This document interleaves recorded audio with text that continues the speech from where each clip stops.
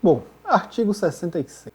As dotações atribuídas a diversas unidades orçamentárias poderão, quando expressamente determinado na Lei de Orçamento, ser movimentadas por órgãos centrais de administração geral, ou seja, as dotações que foram atribuídas a mais de uma unidade orçamentária, foram atribuídas a várias unidades orçamentárias, elas podem ser movimentadas por um órgão central da administração geral, de administração geral, desde que isso esteja expressamente determinado na Lei de Orçamento. E temos o parágrafo único do artigo 66, que fala da redistribuição de parcelas. Ele diz que é permitida a redistribuição de parcelas das dotações de pessoal de uma para outra unidade orçamentária, quando isso for considerado indispensável à movimentação de pessoal, dentro das tabelas ou quadros comuns às unidades interessadas, a que se realiza em obediência à legislação específica.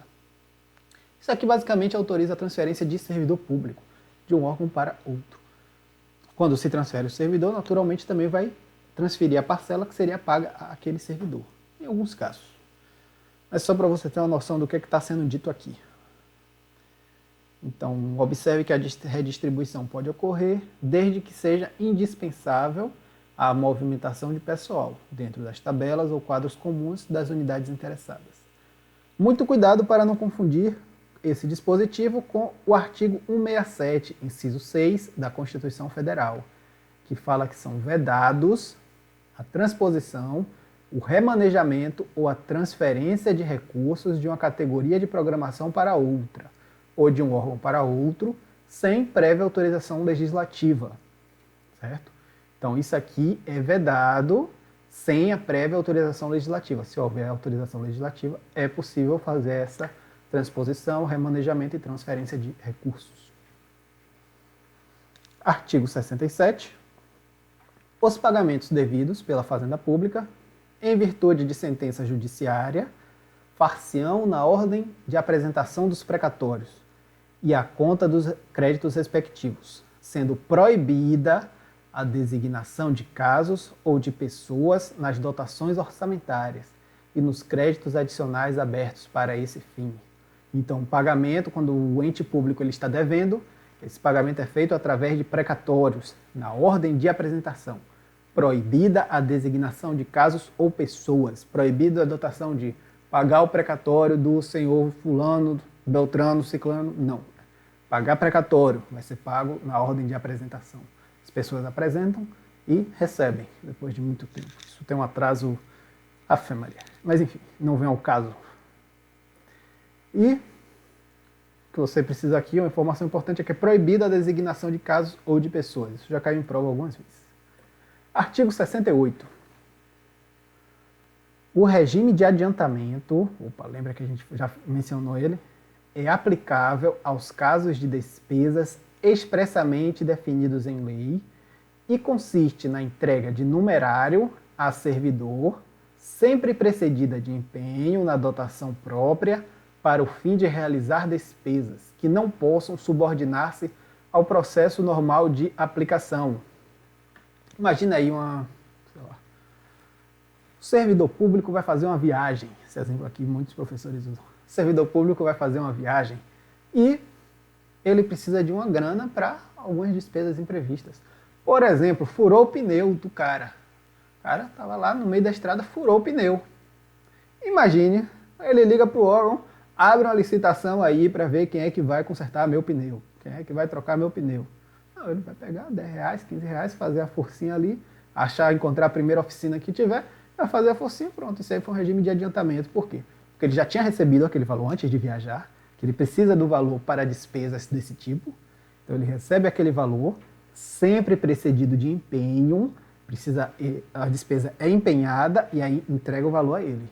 No que entrega o valor a ele, ele gasta da forma que ele precisa gastar e depois ele presta contas sobre isso.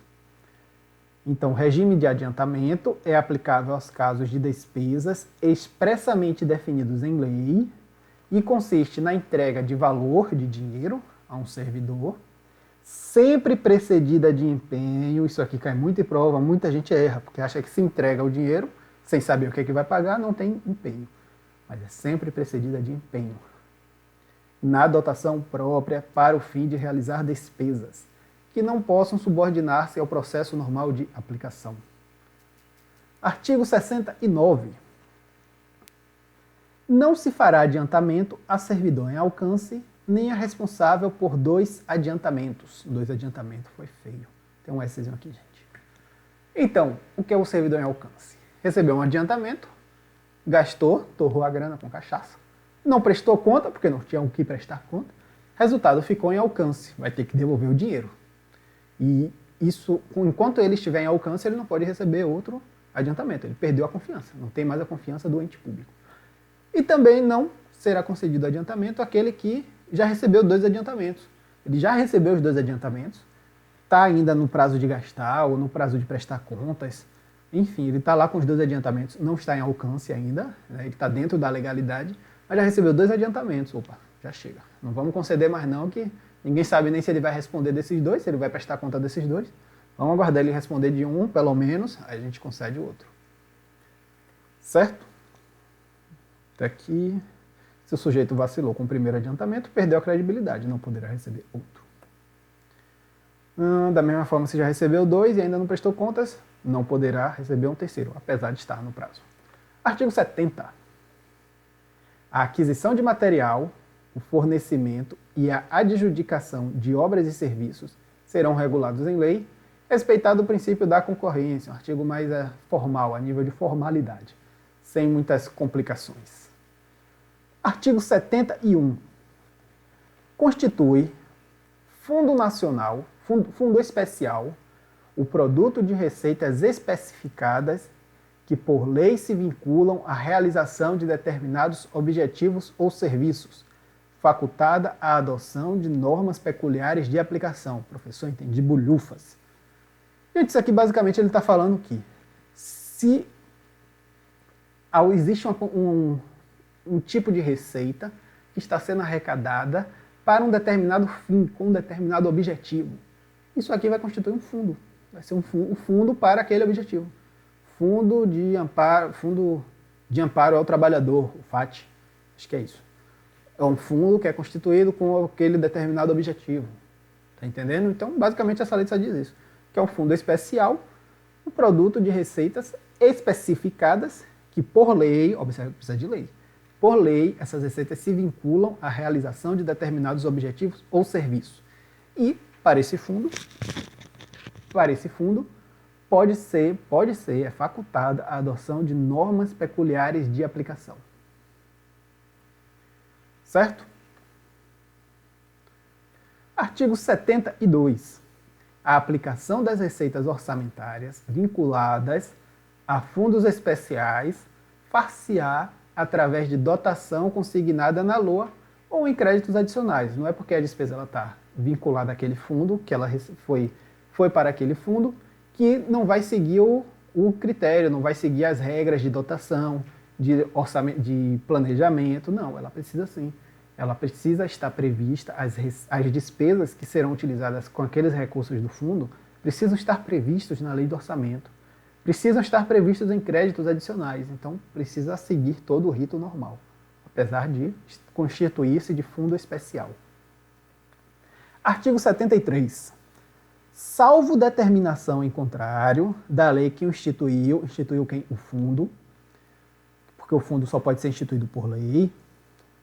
Então, salvo determinação em contrário da lei que o instituiu, o saldo positivo de fundo especial, apurado em balanço, será transferido para o exercício seguinte, a crédito no mesmo fundo. Criou um fundo para o objetivo A, finalizou o exercício, sobrou grana lá. Tem grana ainda no fundo, e aí vai fazer o quê? Vai distribuir, vai fazer... Não, vai ser transferido para o ano seguinte a crédito no mesmo fundo. Vai continuar lá naquele fundo, certo? Naquele fundo especial. Por exemplo, imagine que foram arrecadados 250 mil em 2019 para determinado fundo.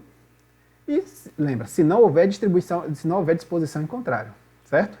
E esses 250 mil ficaram lá, não houve despesas. Então, em 2020, esse saldo positivo será acreditado no mesmo fundo, certo? Sebrasp.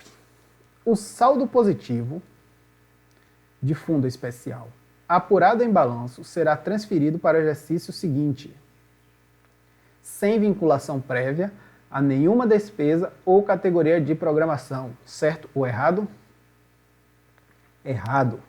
Na verdade, ele vai a crédito no mesmo fundo, ele tem essa vinculação, via de regra. Pode ser que a lei estabeleça exceções para isso, mas via de regra, ele é transferido a crédito no mesmo fundo.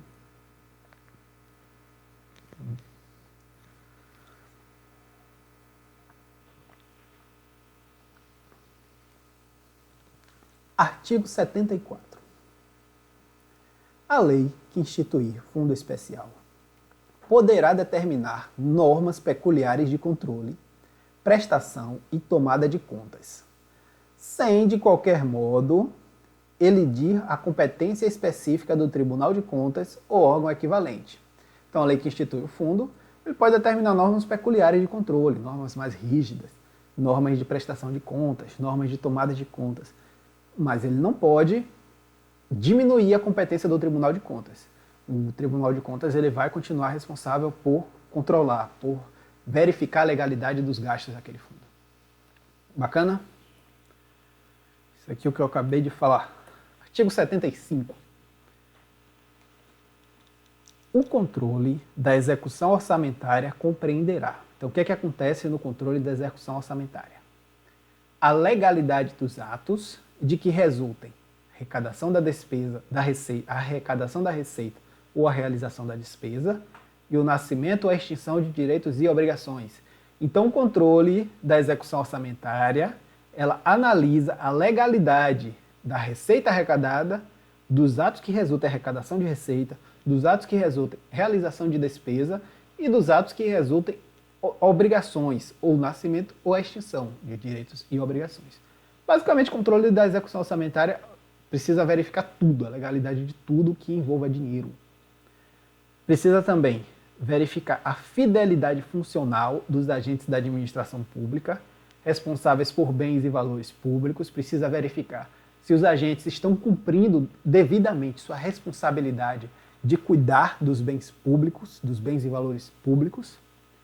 E precisa verificar o cumprimento do programa de trabalho, expresso em termos monetários e em termos de realização de obras e prestação de serviços. A forma objetiva de você mensurar o trabalho é verificando o quanto de obra foi feita e quanto de serviço está sendo prestado. Artigo 76. O Poder Executivo exercerá os 3 tipos de controle a que se refere o artigo 75, sem prejuízo das atribuições dos tribunais de contas ou órgão equivalente. Quais são os 3 poderes, desculpa, gente. Cadê?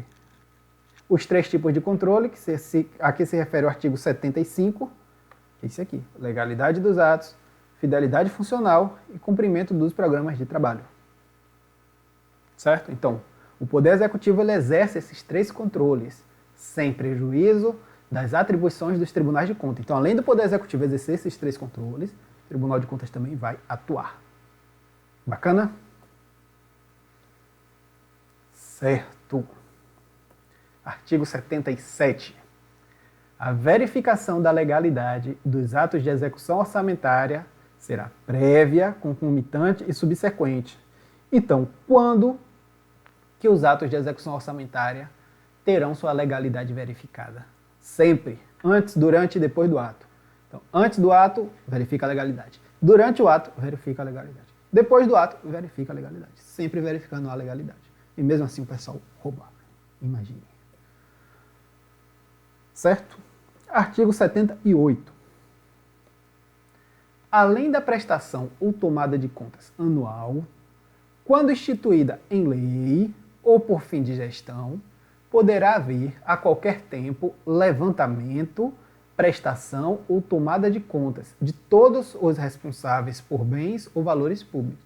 Então, além desse fato aqui que acontece anualmente, que é a prestação ou tomada de contas, além disso, a qualquer momento pode ser instituída a prestação à tomada de contas durante o ano, no meio do ano, no final do ano, no início do ano, a qualquer momento. Então não é porque não acabou o ano ainda que o sujeito não precisa prestar contas. Se alguém pedir, se for exigido isso por algum meio legal, ele precisa sim. Artigo 79. Ao órgão incumbido da elaboração da proposta orçamentária ou a outro indicado na legislação, caberá o controle estabelecido no inciso 3 do artigo 75. Qual é o artigo 3 do inciso do desculpa, gente. Qual é o inciso 3 do artigo 75? Ele dispõe que o controle da execução orçamentária compreende cumprimento do programa de trabalho expresso em termos monetários e em termos de realização de obras e prestação de serviços. Foi aquele último que a gente viu, lá do tipo de controle que o Executivo exerce. E o parágrafo único do artigo 79 diz que esse controle será feito, quando for o caso, em termos de unidade de medida, previamente estabelecidos para cada atividade. Ou seja, nem sempre vai ser realização de obras e prestação de serviços. Podem haver outros termos de unidade de medida, que devem ser previamente estabelecidos anteriormente à realização das atividades. Artigo 80. Compete aos serviços de contabilidade ou órgãos equivalentes verificar a exata observância dos limites das cotas trimestrais, lembra das cotas trimestrais? Atribuídas a cada unidade orçamentária, lembra que as cotas vão para as unidades orçamentárias, dentro do sistema que for instituído para este fim. Certo? Não, exatamente o que eu falei.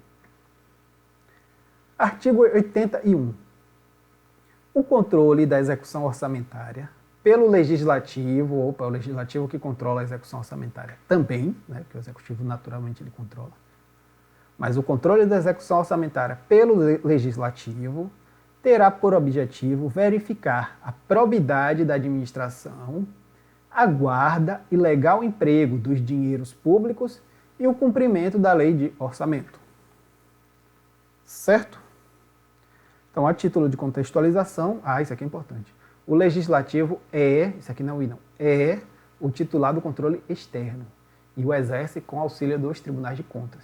Apesar disso, os tribunais de contas não são vinculados ao Legislativo. Mas isso eu estou só aprofundando o tema. Isso aqui não é o conteúdo desta lei, não. Vamos ver o artigo 82. O Poder Executivo anualmente prestará contas ao Legislativo, no prazo estabelecido nas Constituições ou nas leis orgânicas dos municípios. Parágrafo 1º. As contas do Executivo serão submetidas ao Legislativo com parecer prévio do Tribunal de Contas, ou órgão equivalente. O Executivo presta contas ao Legislativo. Dessas contas, o Tribunal de Contas vai lá, analisa, emite um parecer prévio. Não julga. O Tribunal de Contas ele julga muitas contas de muitos administradores, mas não do titular do Executivo, certo? Mas o que o parágrafo 1º diz é que as contas do Executivo serão submetidas ao Legislativo com parecer prévio do Tribunal de Contas. Ou órgão equivalente. Por quê? Porque muitos lugares não têm tribunal de contas. Alguns municípios não têm tribunal de contas. Na verdade, quase todos os municípios não têm tribunal de contas. Só alguns poucos que têm. Certo? Mas todos os estados e o Distrito Federal possuem tribunais de contas. Certo? Isso aqui é importante. Ó. O chefe do Executivo não tem suas contas julgadas pelo Tribunal de Contas, mas apenas emitido parecer prévio. O parágrafo 2º diz que, quando no município não houver Tribunal de Contas, lembra que muitos municípios não têm, o órgão equivalente, a Câmara de Vereadores poderá designar peritos contadores para que verifiquem as contas do prefeito e sobre elas emitam parecer prévio. Nesse caso, quem vai emitir não vai ser o Tribunal de Contas. Vão ser os peritos designados pela Câmara de Vereadores. Certo? Artigo 83.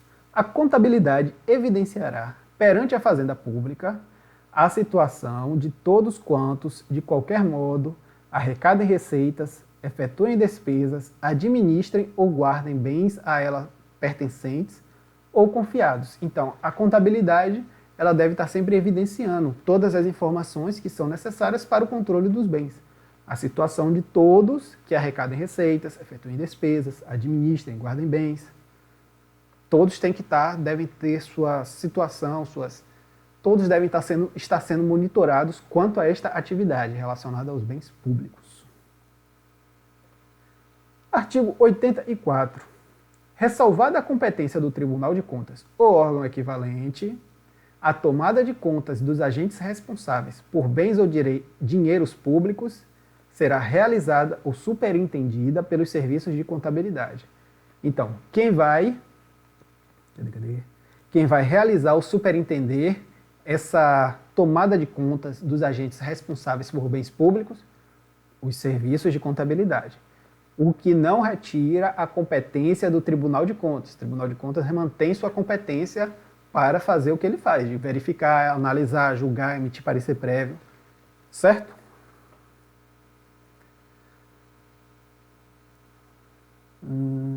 Exatamente, a lei não restringe a competência do Tribunal de Contas. Artigo 85. Os serviços de contabilidade serão organizados de forma a permitirem o acompanhamento da execução orçamentária, o conhecimento da composição patrimonial, a determinação dos custos dos serviços industriais, o levantamento dos balanços gerais, a análise e a interpretação dos resultados econômicos e financeiros. Então, o serviço de contabilidade, eles precisam ser organizados de forma que as pessoas possam fazer esse acompanhamento, possam acompanhar a execução orçamentária, possam acompanhar a posição patrimonial, os custos de serviços industriais, os balanços gerais. Toda essa análise ela precisa ser elaborada de forma que as pessoas possam acompanhar, de forma que permita o acompanhamento dessas atividades. Bacana? Artigo 86. A escrituração sintética das operações financeiras e patrimoniais efetuar-se-á pelo método das partidas dobradas. Cada débito equivale a um ou mais créditos. Isso aí é contabilidade. O que você precisa saber daqui dessa lei é exatamente o que está aqui. Escrituração sintética das operações financeiras e patrimoniais é efetuada pelo método das partidas dobradas. Bacana? Questãozinha da FCC que nunca mais a gente fez. A Lei 4.320 estatuiu normas de direito financeiro para elaboração e controle dos orçamentos e balanços de entes públicos, o que inclui a Prefeitura de Teresina. No que se refere à contabilidade, essa norma dispõe que, essa norma é a norma de direito financeiro, 4.320, a escrituração deve ser feita de forma analítica, sendo vedada qualquer representação sintética. Agora está fácil porque acabamos de ver, mas na prova muita gente erra. Certo? Então, os registros são feitos... Cadê? Também existem registros analíticos, mas o artigo 86, ele trata dos registros sintéticos. Deve haver a escrituração sintética. E aqui a assertiva diz que é vedada qualquer representação sintética. Está errada. O artigo que fala dos registros analíticos é o artigo 94. Ainda o veremos mais tarde. Artigo 87. Haverá controle contábil dos direitos e obrigações oriundos de ajustes ou contratos em que a administração pública for parte. Então, se tem uma obrigação, se tem um direito em que a administração pública é parte, também deve haver o controle contábil desses direitos e obrigações. Certo? Antes de passar para o artigo 88, vamos fazer uma pausa, encerrar esse bloco um pouquinho mais curto e voltamos no próximo bloco.